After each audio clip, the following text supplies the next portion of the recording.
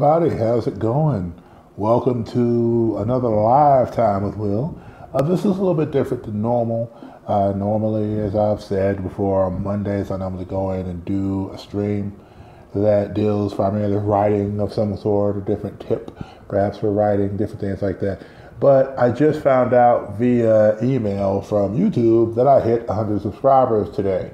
So it was interesting because when I saw that, and I just got off of work a little bit ago, so I looked at the email and I was like, oh my gosh, I hit 100 subscribers. What does that mean? Well, it means that 100 people at some point really felt like that something I was doing was something they enjoyed. So I, first of all, just want to thank each and every one of you for that. I greatly appreciate the opportunity to be something to you, to mean something to you, as far as the things I do, the things I say, the stuff I talk about. Sometimes whether it's faith-based stuff that I speak about, sometimes whether it's geeky movie type stuff that I talk about, sometimes whether it's books that I talk about, or just books that I'm writing, or just stories. Because I believe everybody has their stories to tell, and I hope that I continue to encourage you to tell yours. So I want to first of all say thank you from the bottom of my heart for those people who have stepped up and subscribed. Now, this is going to be me fussing for a second because it's funny. I believe it was like when I was like 80 something subscribers, I put up a video for a contest for an opportunity to win one of my books and to have it autographed and everything, but nobody made a video. I've not seen one video yet that for me that has that in there. I specifically asked people to put the links in that video so that way I'd be able to see them. But nobody's done that video, so that's okay. I guess I may have to come up with a different contest for 100 subscribers. I'm not sure how that's going to work. Because apparently people don't want to do videos for video response, I guess. I don't know. But anyway, y'all let me know what kind of contest we can do, what kind of contest we can work out for that, since I did hit 100 subscribers and I did want to do something special for you guys. Because that's something I try to do. I mean, I know, getting a book from me may not be the greatest thing in the world that anyone can receive, but I think it's a little special just because it's something that I've done and I've put a lot of hard work and effort into. And so I get to share that with you. So anyway, I'm just going to briefly, I'm not for sure. I was hoping people would join in and that way we could kind of dialogue, get things going. But if nobody does, they do it. So I do understand that. So I'm just going to share a quick book, and I am going to go ahead and work a little bit into villainy here, because again, that's something I've been working on and promising that I would talk to you guys about, is villainy and how villainy can work as it relates to writing good characters. Because you've always heard it said before that your hero is never as good as your villain. And so usually a lot of times when you write your villains, you want them to work against each other in some sort of way, even in just who they are. The reason why Lex Luthor works so well for Superman is because whereas Superman is a big, strong, physically intimidating person, Lex Luthor is smarter than Superman. The reason why Joker is such a powerful villain is because when you look at the Joker, he is the chaos to Batman's order. When you look at Loki for Thor, one of the reasons why Loki works so well is because Thor can be a little unassuming at times, and he can be very direct. Thor is very manipulative. He's always trying to figure out what side he can play best for the moment. And then, different things like that. So when you talk about villains in a story, you always want to make sure that the villains that you're dealing with push your hero.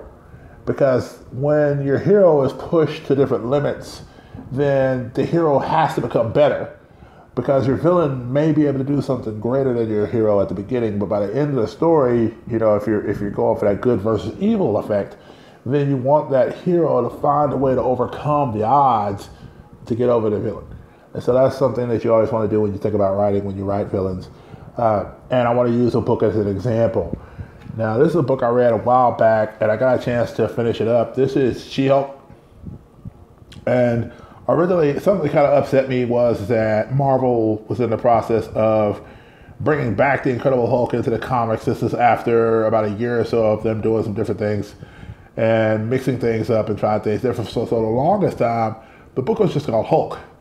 And so the reason it was called Hulk was because Jennifer Walters was kind of torn down, kind of messed up mentally from losing her cousin. she had been in a coma for a while after fighting Thanos, who, for those of you who have been paying attention to the Marvel Infinity War stuff that I've done, Thanos is showing up in the movie universe in less than a month, or right at about a month away from now. So anyway, so Thanos punched her into a coma, basically, in the comics. And so she went through this real hard emotional shakeup because of her cousin being dead. And during the time they did the Second Civil War, where her cousin got shot by Hawkeye. Well, she went through this period where mentally she just wasn't all there, and she wasn't sure what was going to happen. And for a long time, she didn't change into the She-Hulk at all, because she wasn't for sure if she could hold back the anger, the rage, the disappointment, and everything else. And so she didn't want to truly become the monster that she thought she would be. And so it's interesting because when you look at the artwork for the series, one of the things I loved about it was the fact that it created a very fractured, camera fell. Going live, it's kind of hard to go through and stop that. I can't edit that out. Anyway, so she went through this really bad situation where she was mentally fractured and messed up in the head a little bit. And then through over the course of time, the enemy that she was dealing with was really herself, because she was having to deal with getting over these emotional hurdles in order to be the best hero she could be. And so in every situation, sometimes even the bad guy in the first arc was a situation that she didn't take care of when she should have, because she promised this person she was going to take care of. She promised this person that she was going to defend them in court, and then she didn't follow through. And so as a result, the people of this tenant building that she was in, this girl was a mutant. And so as her fears grew, her fears created a literal monster that towered above her. And so at one point, this monster was just like, I'll protect you. I'll keep you safe. Because even though she didn't keep you safe like she said she would, I promise you I'll keep you safe. And so what they did in creating a villain was they created a villain really out of the emotion of fear. And even when you look at Star Wars, what's one of the things that Yoda says to Anakin as a young Padawan learner, not even a young Padawan learner yet. He says, fear leads to anger, anger leads to hate, hate leads to suffering. So sometimes the baddest bad guy can just suffer from a real bad case of fear. Fear of being replaced, fear of being not important enough, fear of not being treated well. And those are things that we all go through as human beings. So, you always want to make sure that when you think of villains, sometimes it's not necessarily the guy just twirling his mustache going, man, something like that. It's just, he needs to be the guy that, sometimes this may fear being replaced. And because they may fear being replaced, they would do a whole lot to make sure that you keep them in the forefront of your mind. And so they do things to keep themselves in the forefront of your mind, even when those things are dastardly and dangerous and dirty.